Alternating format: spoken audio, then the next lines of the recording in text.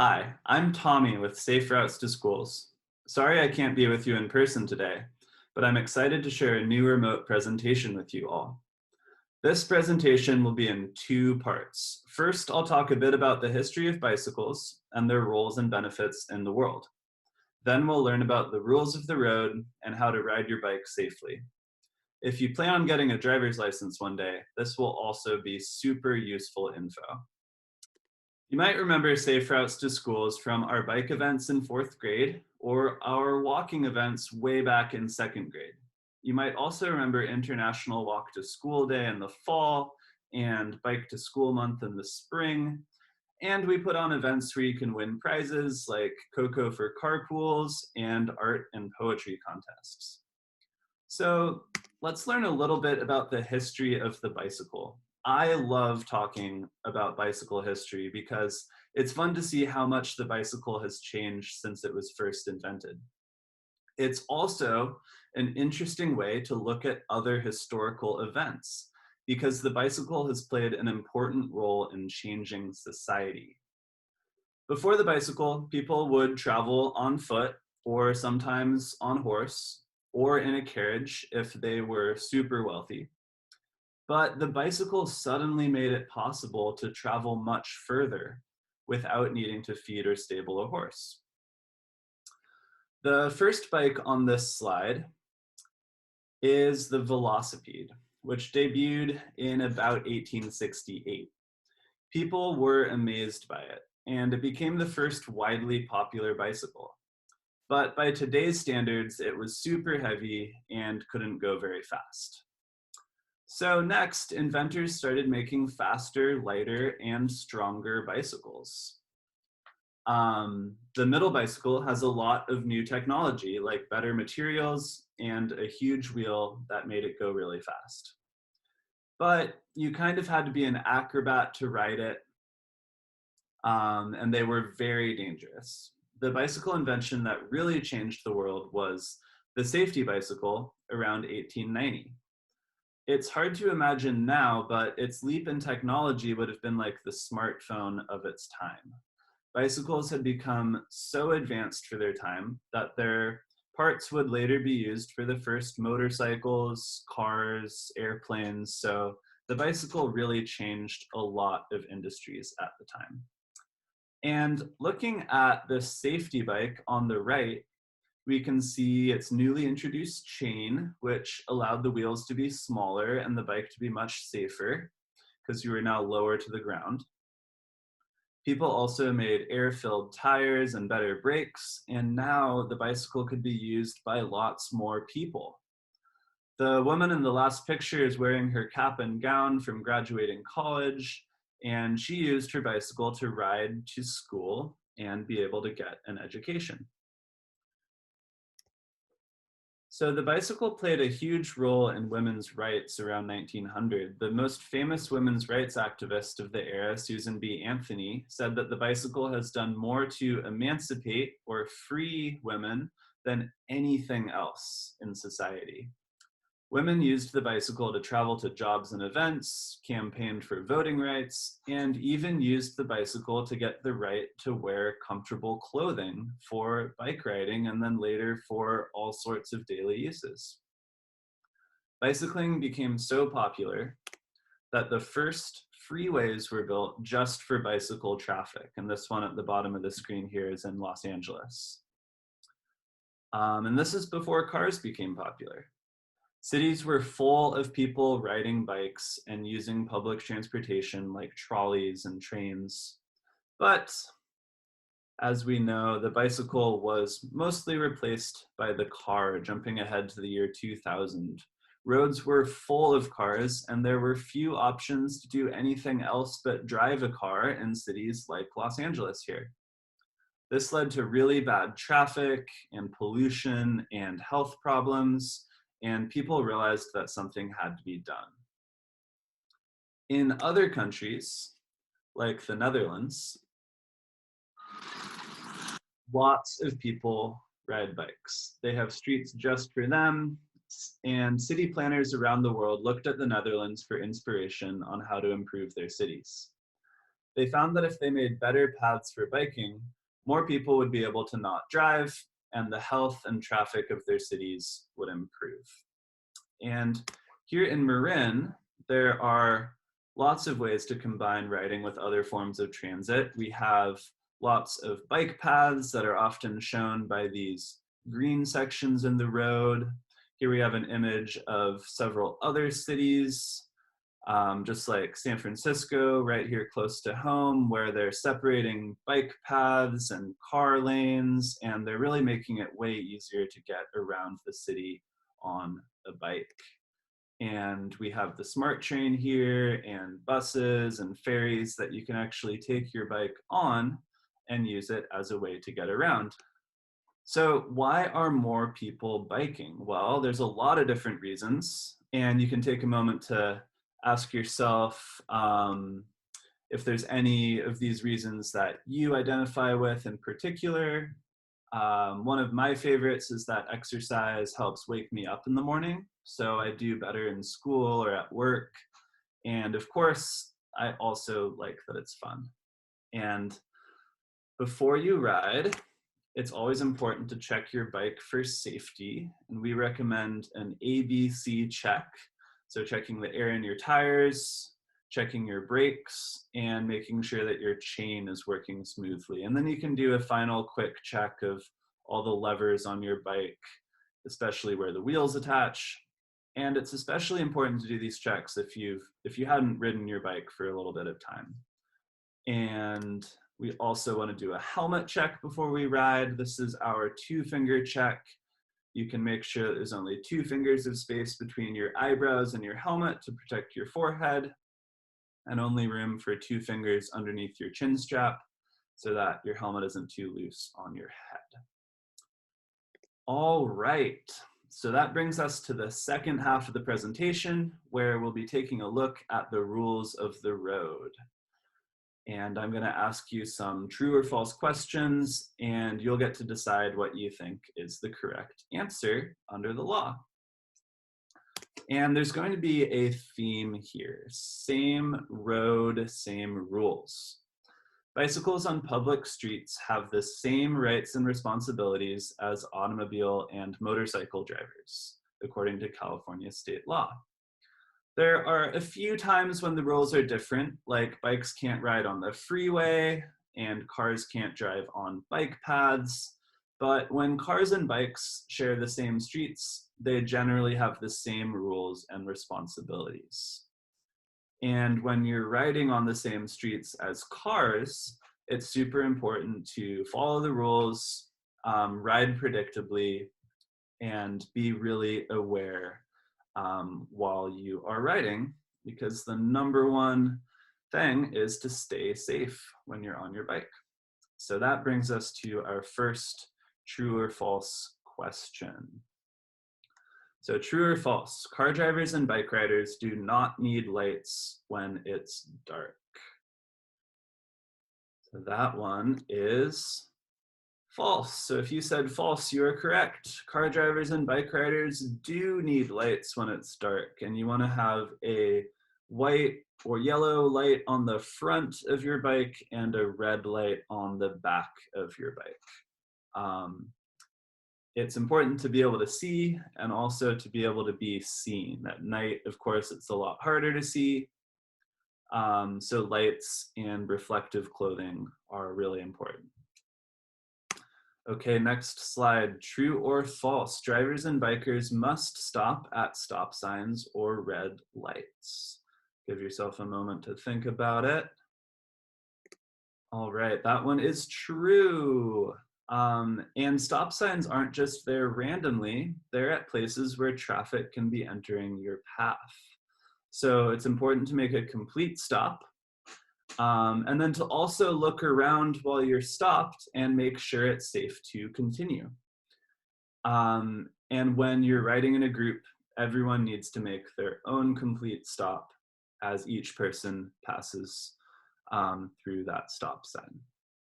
What about this one? True or false? Bike riders always have right of way at stop signs. Is that true or false? Bike riders do not always have the right of way at stop signs. They have the same rules and responsibilities as other vehicles on the road because a bicycle is actually a vehicle. So the rule is the first to stop is the first to go. And if two vehicles get there at the same time, you yield to the right. So in this case, the car is to the right of the bicyclist, so the car would get to go first if they got there at the same time. But beyond that, it's really, really important to make eye contact with other drivers when you're at an intersection. Just because it might be your turn to go legally doesn't mean everyone at the intersection is guaranteed to see you and guaranteed to let you take your turn. So it's really important to make sure that it's safe to go into the intersection before you do. And oftentimes you'll see a car driver wave you through the intersection. If they see that you're on a bike, they sometimes want you to go first. But if a car driver waves you through the intersection, you still want to do your other checks, looking at every other place that a car could come from, because other drivers might not be aware that you're about to go into the intersection. All right, true or false? Traffic entering a roundabout must yield or wait for the traffic that's within the roundabout. Is that true or false? That is true. So traffic entering a roundabout must yield. And what yield means is if there is a car in your path, in this example, it's the red car within the roundabout, the blue car is going to yield to that car. So that means it's just like a stop sign. So they're waiting until that car is out of their way. However, if the red car wasn't there, the blue car wouldn't be required to stop. So it could just slowly and safely enter that intersection without making a complete stop. And that's what yielding means. And roundabouts are becoming more common. They're found to keep traffic flowing and speeding up commute times, and they're also a lot safer because they slow down traffic a little bit and they don't allow for so many head-on collisions. How about this one? True or false? Drivers and bike riders must stop for people walking in a crosswalk. So if you were on your bike in the position of the red car there, would you need to stop for that crosswalk walker? Well, the answer is true. Just like a car, bikes have to stop for people who are walking in crosswalks. Usually people will be really grateful and probably thank you in person for stopping. It's just one of the many ways you can be a great ambassador for cycling. And what about the other way around? What about if you're the one with your bike in a sidewalk or crosswalk? So true or false? It is against the law to bike on the sidewalk or crosswalk. Give yourself a moment to think. This one is tricky. It actually depends. So cities can make their own sidewalk laws. So sometimes you want to look for signage and see if there's any signs that prohibit riding on a sidewalk. In general, you want to use common sense. So if you're in a crowded downtown area, a place where people are walking in and out of businesses, and you're on the sidewalk, you want to be off of your bike, walking your bike. Because just like cars can be dangerous for people who are riding bikes, people who are riding bikes could be dangerous or scary for people who are walking. So you want to make sure that you yield to pedestrians when you're sharing space with them. And crosswalks only count if you're walking. So if you're going between two sidewalks, you always want to get off of your bike and walk it through that crosswalk.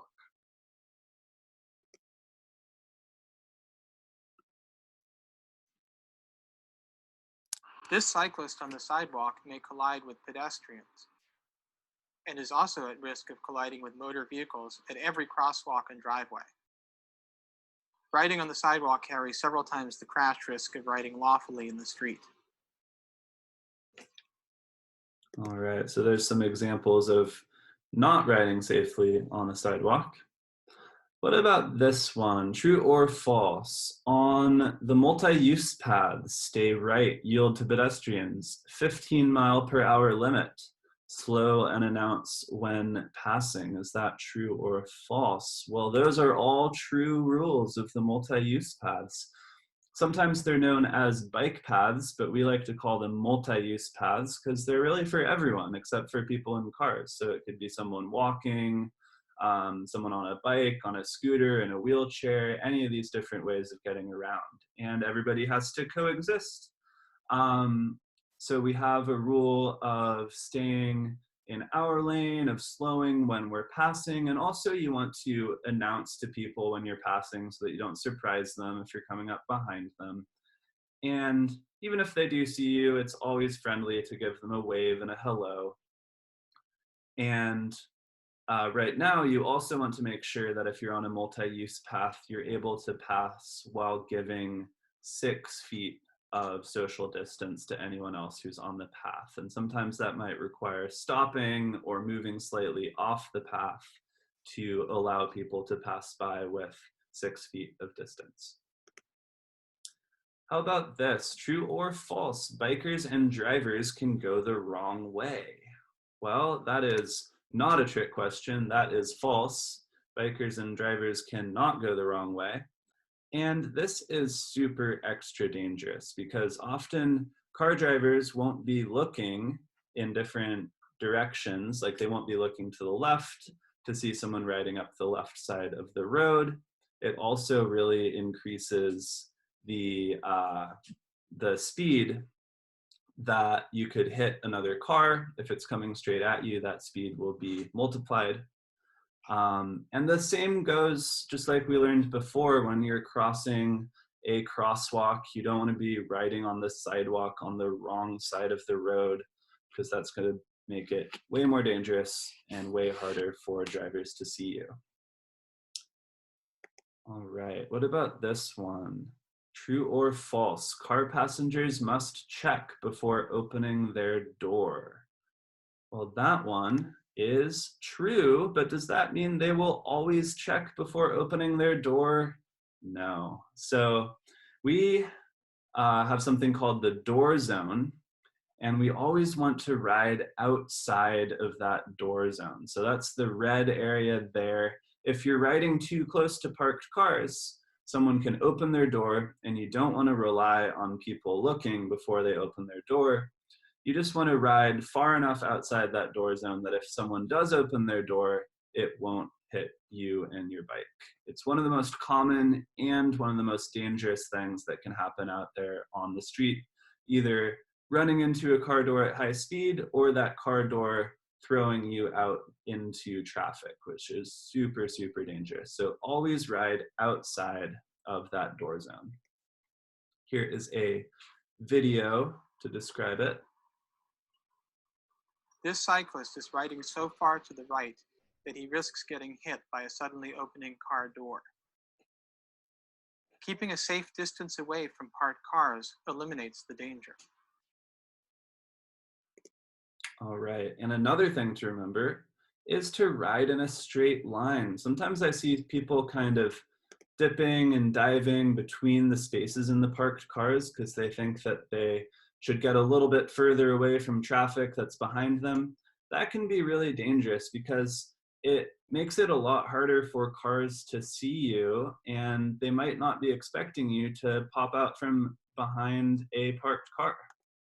So always ride in a straight line like that, leaving enough room for the doors, and the cars can go around you at their own pace whenever it's safe to pass you. So never weave between parked cars. I see that happen a lot. All right, so true or false? Bike riders cannot use a full lane. And that sort of comes back to our previous question. Well, the answer is false. Bike riders can use a full lane. And you'll see in this picture the little image of a sharrow, which is short for a shared lane marking.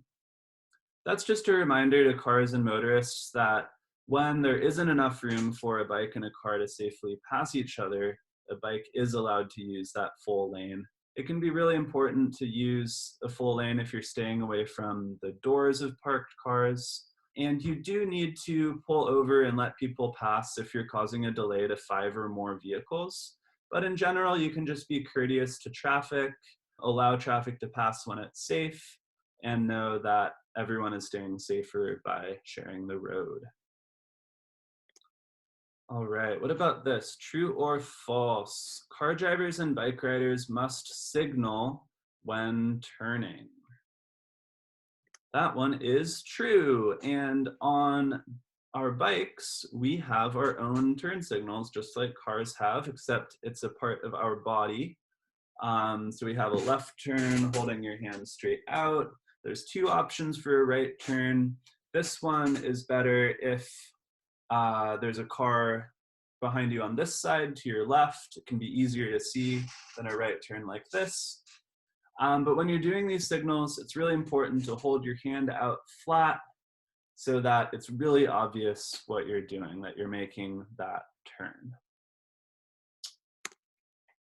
Okay, true or false? In California, people under the age of 18 must wear a helmet when biking, scooting, or skating. What do you think? Well, that one is true. Everybody under the age of 18 needs to wear a helmet, and everyone over the age of 18 should wear a helmet. I'm over the age of 18, and I wear a helmet because I really know how important it is to protect what's inside my head. Believe it or not, it's way more important than protecting your elbows and knees. This is where all your thinking stuff goes on, and it can be really dangerous if you get a head injury. So that's why we all wear helmets. Even professional cyclists, they know how important it is too. So you'll always see them wearing helmets in bike races and things like that. And a helmet isn't just useful, it can also be really cool. You can show off your own personal style. You can get one in your favorite color or shape. You can put your favorite stickers on it. So helmets are really good all around. Here are some ways to not wear your helmet. So if you see your friend riding around with their helmet on the front of their face, probably tell them, no, that's not the right way to wear a helmet. Look at the one in the upper middle. What about this one? Why do you think that one's wrong? Well, that's because he's not protecting his forehead there. It's a little bit better off than the guy who has his chin strap in his mouth, but the only correct way to wear your helmet is represented in the lower right here, where it's flat, going straight ahead with the chin strap properly adjusted. And remember to replace old or damaged helmets as well. All right, so thank you so much for joining me for this remote presentation. I hope you're able to use these biking skills in your daily lives, whether you're riding for transport, for exercise, or for fun. I also hope you enjoyed learning a little about the history of the bicycle, its role in society, and how useful it can be as a part of our daily lives. And if you do choose to ride a bicycle, make sure you do it safely and act as a great example to others. Okay, so take care and have a great rest of your day.